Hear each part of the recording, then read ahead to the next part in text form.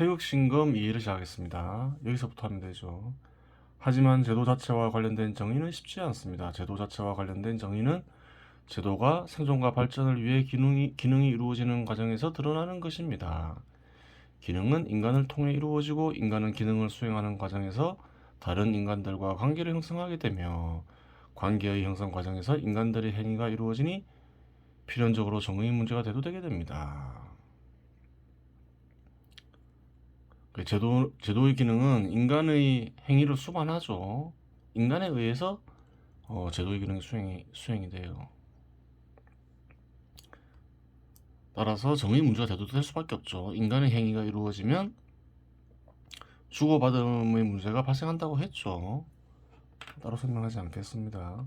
K스포츠 미르재단 사태의 경우를 예로 살펴보겠습니다. K스포츠 미르재단과 연관된 사태는 박근혜 대통령 탄핵 때 있었던 일이죠. 태극신검을 쓰게 된 동기가 그래요. 촛불 집회와 태극기 집회가 일어나면서 문제를 인식하면서 쓰게 됐다고 한 거죠.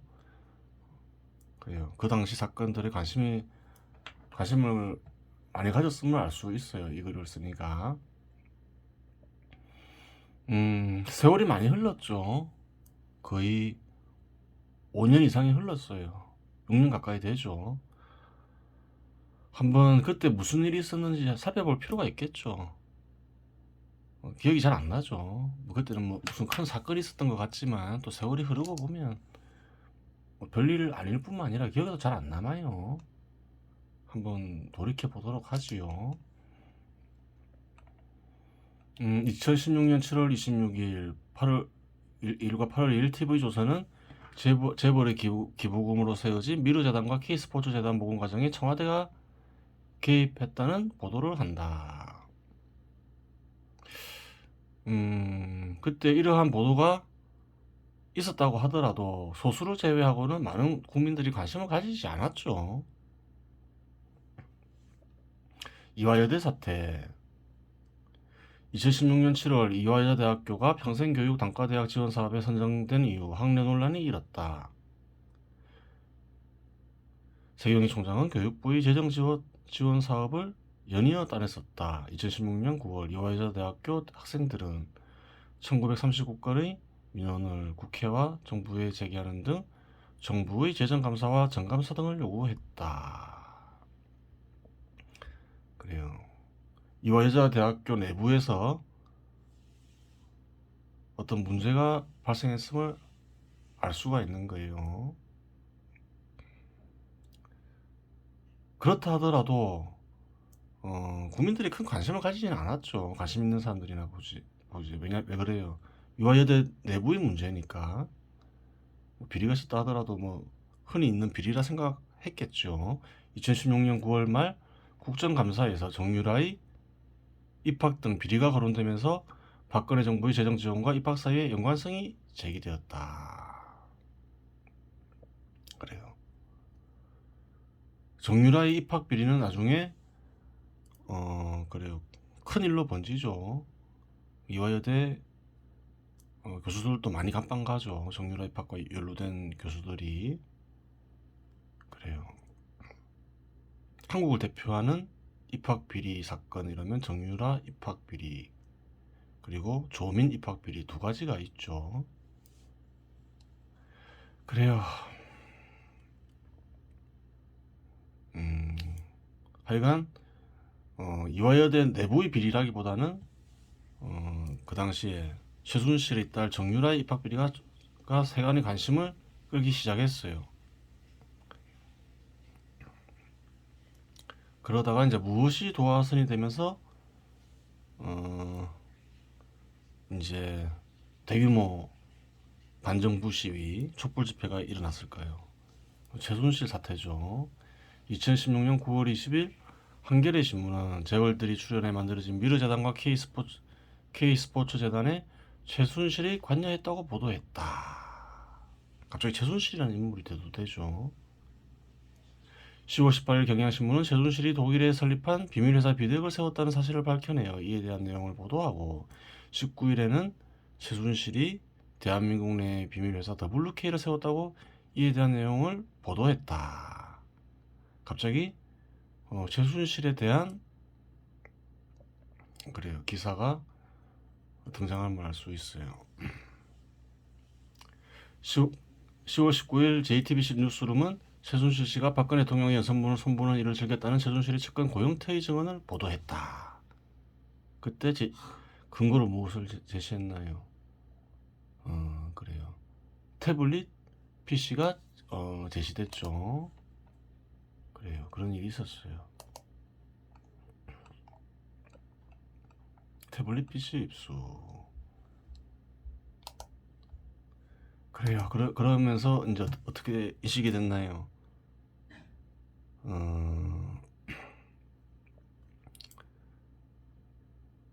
많은 국민들에 의해서 최순실이 실질적인 대통령이었다, 국정을 운영했다 그렇게 인식이 되었죠. 그러면서 국정농단이 발생했다. 그러면서 대규모 촛불 집회가 발생했어요. 그리고 어떤 일이 있었나요?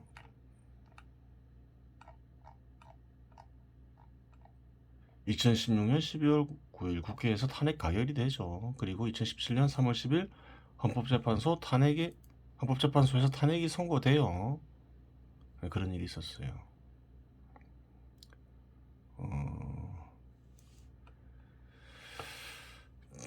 그러면 그 당시에 그런 생각을 할 수가 있어요. 어떻게 그 촛불 집회에 많은 사람들이 참여하고 거의 동조했느냐, 이제 그런 생각을 해볼 수가 있는 거죠.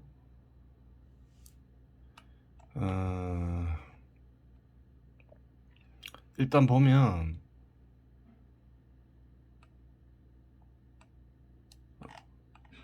어떤가요?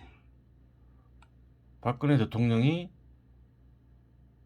51%를 얻으면서 대통령이 당선이 되죠. 그 전에 이제 새누리당이 152석, 자유선진당이 5석이죠. 선거에서 과반수를 얻죠. 당시 민주통합당은 127석, 통합진보당은 13석 이렇죠. 그래요. 19대까지만 보면 어떤가요? 우파지향 하는 정당이 157석을 얻었고 좌파지향 하는 정당이 140석을 얻었죠. 그래요. 하지만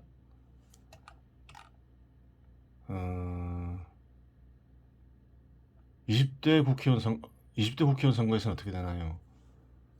더불어민주당이 123석, 정의당이 6석 얻죠. 새누리당이 122석을 얻죠. 그래요.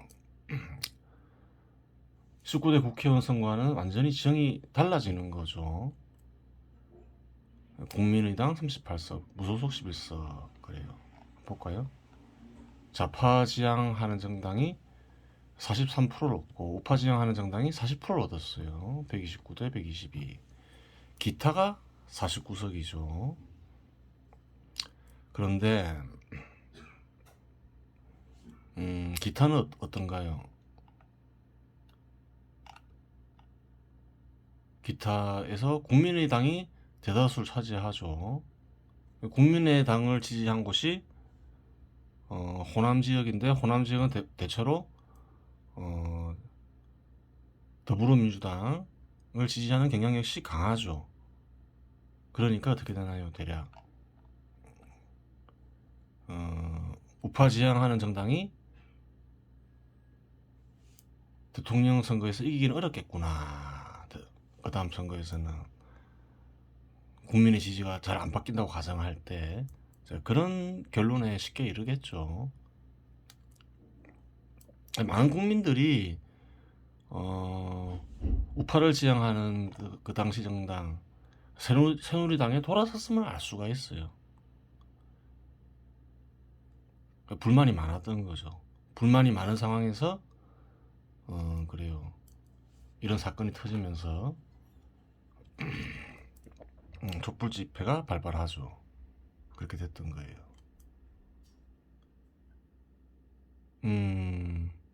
그러니까 이제 여기서 뭐 2010 언론도 보면 모든 언론이 박근혜, 최순실 비판에 앞장을 서죠. 그래요. 그리고 뭐 배신도 일어나고 고영태, 원래 고영태와 최준실은 가까운 관계였다고 하죠. 이런 배신도 일어나고 그런 거예요. 그래요. 그럼 최순실은 또 최순실이 국정농단을 했느냐? 국정에 어느 정도 참여했을 수는 있겠죠. 대통령이 지인이고 하니까. 그런데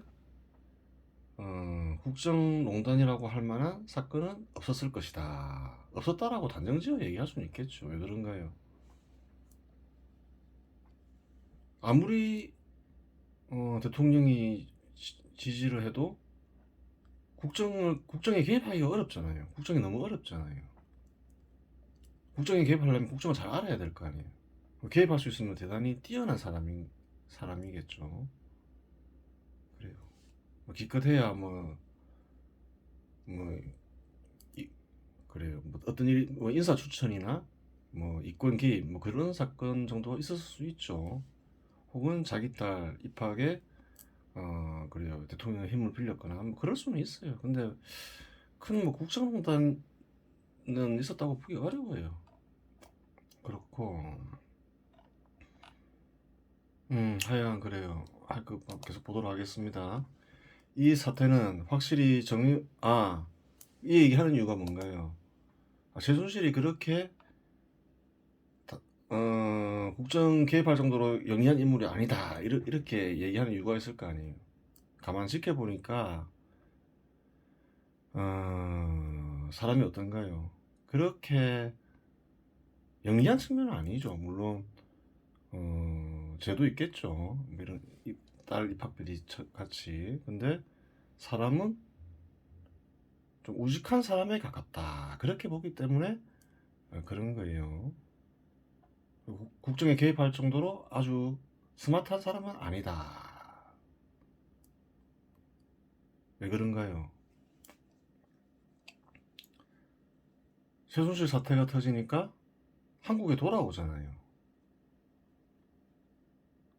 자기가 책임질 건 책임질 거라면서. 그러면서 깜빵 가서 그래요. 깜빵하게 되잖아요. 그래서 우직하다는 거예요.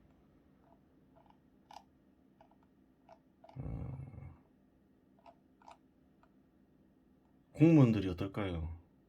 뭐 당시 박근혜 정부의 눈치를 보겠냐는 거예요. 바보가 아닌 이상. 그래요. 국회의원 선거 결과를 보니 이제 정권이 바뀌겠구나. 다 눈치채겠죠. 그러니 눈치를 안 본다는 거지요. 엄정하게 수사하겠죠. 그래서 우직하다고 하는 거예요. 이 사태는 확실히 정의와 관련이 있습니다. 주고받는 구체적인 질과 구체적인 양이 포착되기 때문입니다. 기업가들이 정치 영역에 요청을 하는 것이 정의에 위배되는가, 정치 영역에서 요청을 받아들여주는 것이 정의에 위배되는가, 이런 경우에 따라 다른 판단이 내려질 수 있는 문제입니다. 기업가는 사적 영역의 인적 독재를 구성하고 기업가 요청은 사익이 이각해 이루어지는 것은 필연적입니다. 그렇죠. 기업가는 사익을 목적으로 기업을 운영하죠. 그래요. 기업을 키워서 재산을 늘리기 위해서, 소득을 늘리기 위해서. 하지만 정치 영역에 종사하는 공직자는 공익에 입각하여 제도의 생존과 발전에 필요하다고 판단되면 받아들이는 게 옳습니다. 기업가가 사익에 입각해서 요청한다 해서 그래요. 요청을 받아들이지 않을 수는 없는 거죠. 왜냐하면 기업가는 사회의 소득과 직업을 만들어내는 핵이 되잖아요. 경우에 따라서 공익에 입각해서 판단했을 때 제도에 도움이 되면 받아들이는 게 맞겠죠. 그렇다 해서 공직자가 사익에 입각해서 판단하면 안 되겠죠. 반면에 사익에 입각한 기업가의 요청을 공직자가 사익에 입각하여 받아들인다면 이는 옳지 않은 행위가 됩니다. 그렇겠죠. 그러면 정치 영역이 기업의 요청을 받아들여주고 기업가들에게 국가를 위해 도움을 요청하는 것이 불의인가를 살펴보아야 하는데 답은 역시 아니라고 보아야 합니다. 정부 역시 기업에 무언가를 요청할 수 있냐 이거죠. 기업은 요청할 수 있는데 정부가 요청을 할 수 없다. 그것도 이상하잖아요. 정확하게 주고받는 행위의 개념인 정의인이 준 것이 있으면 정확하게 받는 것이 마땅하지요. 무슨 말일까? 여기 주석에 달려있죠. 거래가 균등하지 않을 경우 균등한 거래를 위해 공익을 위한 일을 정부가 기업에 요구할 수 있다는 말이다. 그래요.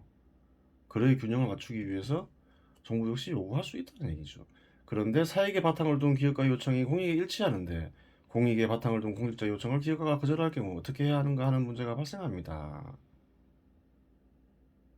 공익을 유지 증가시키는 기능을 수행하는 존재가 공직자이니 기업가가 거절하더라도 기업가의 요청을 받아들이는 것이 옳다고 하겠습니다. 기업가가 그러니까 그 정부가 기업가가 정부 요청을 받아들이지 않더라도 정부는 기업가의 요청이 공익에 합당하면 받아들여야 되겠죠. 공익을 위해서 일하는 이가 공직자니까. 그러면 공직자가 직접 돈을 받아도 되는가 하는 문제가 있는데 이것은 안 되지요. 제도의 의지 실현을 위해 공직자가 기능을 수행하는 것은 당연한 일이며 마땅한 의무이기 때문입니다.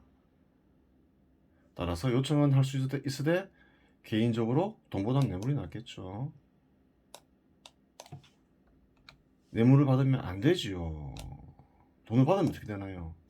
국민 전체에 대해서 정의에 위배되게 되는 거죠. 그래요. 돈을 받고 그러면 안 들어주면 어떻게 되느냐, 기업가 요청을.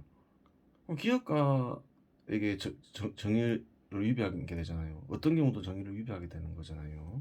그러면 재단의 형식을 빌려 요청하는 것은 정의에 위배되는 가는 문제가 있는데 이는 사회적으로 재단을 어떻게 규정하는가에 따라 달라지겠지요. 재단을 공적 기능을 수행하는 형식으로 사회가 규정하면 정의에 위배되지 않으나 사리사욕의 한 수단으로 규정하면 불의가 되겠지요.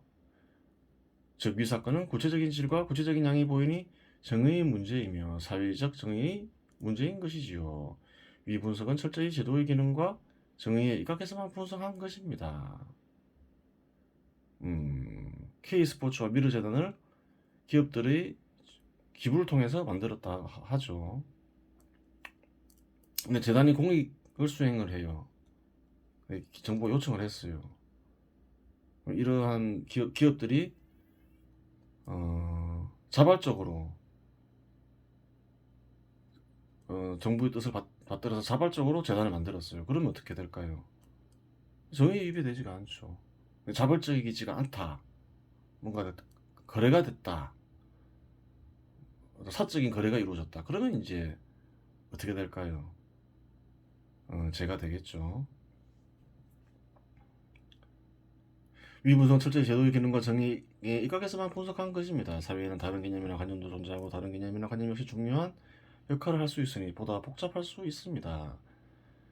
제도 입장에서 사익의 바탕을 둔 기업가들의 요청이 공익과에 이어질 경우 받아주되 설사 공익에 입각하였다고 하더라도 공직자가 기업에 요청하는 일이 제도의 생존과 발전에 해롭다고 생각하면 금지시킬 수 있기 때문입니다. 그렇죠. 재단을 통해서 기부받는 행위가 그 사리사욕을 취하는 것으로 인식이 돼요. 아무리 공익을 위해서 재단이 일을 하고 그래요.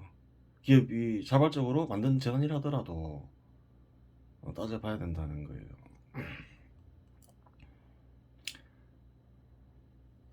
그러니까 모든 것을 정의의 입각에서만 판단할 수는 없다는 거죠. 하지만 현 시대에서 그럴 가능성은 없다고 봐야 합니다. 제도의 성장과 발전에 필요한 기능이기 때문입니다. 오히려 강화될 가능성도 큽니다. 시대가 국제적으로 하이퍼 경쟁 시대이기 때문입니다. 제도의 성장을 위해서는 기업 역시 국가의 도움을 받아야 하며 정치 영역 역시 기능을 정상적으로 수행하기 위해서는 기업가의 도움이 필요하기 때문입니다. 오히려 위사건은 은밀성이 문제였을 수 있습니다. 필요한 기능이라면 공식적으로 공개적으로 진행하는 것이 제도의 의지로 보아야 합니다. 그래, 그렇게 보고 있는 거예요. 정부가 기업이 자발적으로 원할 경우 재단을 만들 수 있다는 거죠. 그래서 수행할 수 있다는 거예요. 단조건은 뭘까요? 공개적으로 해야 된다. 은밀하게 되면 어떤 문제가 있나요? 사리사욕을 위해서 재단을 만들었다 생각할 수도 있고 그게 사실일 수도 있다는 거예요. 은밀성이 문제다. 이 사건에 대해 그리고 또 한 가지 더 문제가 있다면 대가가 거래되었으면 문제가 되겠지요. 대가가 거래됐다고 말이 많았지요. 그 당시에도. 이 사건에 대해 좀 더 깊이 들어가면 대통령은 국가의 발전에 필요하다고 판단되면 기업가의 요청을 받아들여야 합니다. 하지만 국가에 필요한 요청을 기업가에게 할 때 기업가가 국민들에게 직접 자비와 사랑을 베풀 수 있는 조건을 만들어 주어야 합니다. 그러면 이 시대의 주족들이 국민들에게 직접 자비와 사랑을 베풀면서 보람과 기쁨을 느끼게 되고 그만큼 사회는 밝아지고 제도는 더욱 성장하고 발전하겠지요. 기업가가 자발적으로 나서는 게 좋은 거죠. 뭐 정부가 요청해서 뭐 하고 이런 것보다도 오히려 기업가 요청에 의해서 정부가 뭐 재단을 만든다. 그러면 또 그건 좋은 일이죠. 좋은 일이 될 수가 있어요. 근데 그래요. 대통령이 직접 나서고 그러면 뭐 문제가 될 수 있겠죠. 은밀하게 나서고 이러면 설사 그 안에 뭐 사익이 없었다 하더라도 그래요. 그 다음에 이제 보편적 정의에 대해서 다루죠. 보편적 정의는 인간의 생명과 직결된 정의를 가리킵니다. 그러면서 쭉 적어놨죠. 다 죽을 거예요. 구체적인 질과 구체적인 양이 있습니다. 쭉 보면 뭐 생명을 잃은 인간은 모든 것을 약탈당한 것이 된다. 그러니까 생명을 해치는 것은 너무 어떤 개인에게 큰 일이기 때문에 이런 보편적 정의에서 다루어야 한다. 이렇게 이야기하고 있죠. 맞나요? 틀렸나요? 이 글은 풀이하는 거이라 했죠. 직관에 한 말을 이 말을 풀이하는 거예요. 보편적 정의는 뭐라 하나요?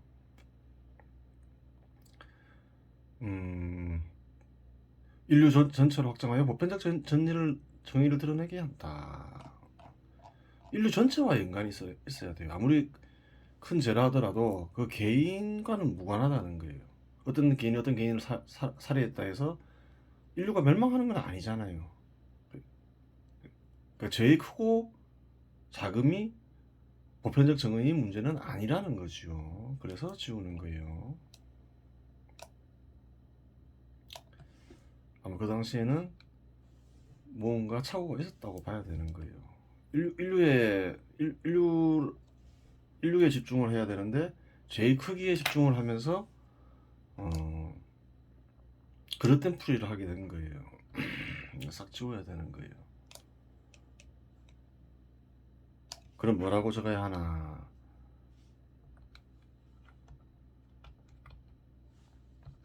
보편적 정의의 대상은 인류가 됩니다. 그렇게 인류가 되겠죠. 보다 구체적으로 풀이하면 인류의 생명과 재산이 됩니다. 인류의 생명과 재산이 타격을 가하는 행위는 보편적 정의에 위배되는 행위가 되어 인류 전체로부터 대가를 치러야 하고 인류의 생명과 재산에 은혜를 끼치는 행위는 인류 전체로부터 보상을 받아야 하는 것이 보편적 정의에 합당합니다. 그렇죠. 인류를 대상으로 하니까 인류를 대상으로 해를 끼치면 인류 전체로부터 적이 되는 거죠. 인류 전체에 은혜를 끼치면 인류 전체로부터 보상을 받아야 되는 게 보편적 정의인 거죠. 보편적 정의에 위배되는 사례는 다음과 같습니다. 현재 베네수엘라에는 마두로 정권의 핵심 지층이 아니면 일상생활이 불가능할 정도여서 적지 않은 베네수엘라 여성이 주변국에서 매춘을 하면 남성이나 청소년들을 매를 해서 가족을 먹여 살리는 것으로 알려졌다. 예전에 얘기했죠. 공산주의와 사회주의를 하면 반드시 인류의 생명과 재산에 피해를 끼치게 된다. 그 이유가 뭐라 했나요? 시장과 민간 기업을 파괴하는 것을 주목적으로 하는 게 공산주의 사회주의라 했죠. 근데 왜 그러면 반드시 인류의 생명과 재산을 해치게 되나요? 작은 사회 공동체, 공산주의 사회주의 정책을 집행하는 사회 공동체가 되겠죠. 사람들이 시장과 민간 기업들을 통해서 살아가기 때문에 그렇죠. 민간 기업과 시장을 파괴하면 그래요. 사회 구성원들은 살 수 없는 환경이 조성이 되는 거죠. 그래요. 어느 나라든 공산주의나 사회주의 정책을 집행하면 그런 일이 벌어지죠. 그것은 보편적 정의에 위배된다는 거예요. 그걸 알아야 되는 거예요. 다른 사례로 원전 산업을 예로 들겠습니다. 탈원전 정책은 보편적 정의에 위배될까요? 아니면 보편적 정의에 합당할까요? 만일 탈원전 정책의 집행이 인류의 생명과 재산에 타격을 가하는 행위라면 보편적 정의에 위배되고 탈원전 정책이 인류 생명과 재산에 은혜를 끼친 행위라면 보편적 정의에 합당합니다. 과학기술의 발전을 고려할 때 한국에서의 탈원전 정책은 한국인들의 재산에 타격을 가했고 인류의 발전을 제어하였으니 보편적 정의에 위배되는 행위였다고 결론 질 수 있습니다. 탈원전 정책으로 그래요. 전기세가 올라갈 수 있는 거죠. 그리고 원전으로 전기를 생산하면 단가 싸잖아요. 그래요. 위험하다고 하지만 한국에서 위험한 일이 발생한 일이 없잖아요. 위험이 있다 하더라도 과학기술의 발전은 그 위험을 제거할 것이다. 제거할 것이니 큰 그래요. 인류의 발전은 한국이 원전 정책을 원전 강국이죠. 원전을 발전시켰으면 인류의 발전에 기여할 수 있잖아요. 원전을 보급하면서. 그런데 그게 아니니 보편적 정의에 위배된다는 거예요. 보편적 정의는 조심해서 다뤄야 돼요. 함부로 다룰 건 아니죠. 보편적 정의에 위배되면 어떻게 되나요? 인류의 적이 되기 때문에 그런 거예요. 이번 시간 여기서 마치겠습니다.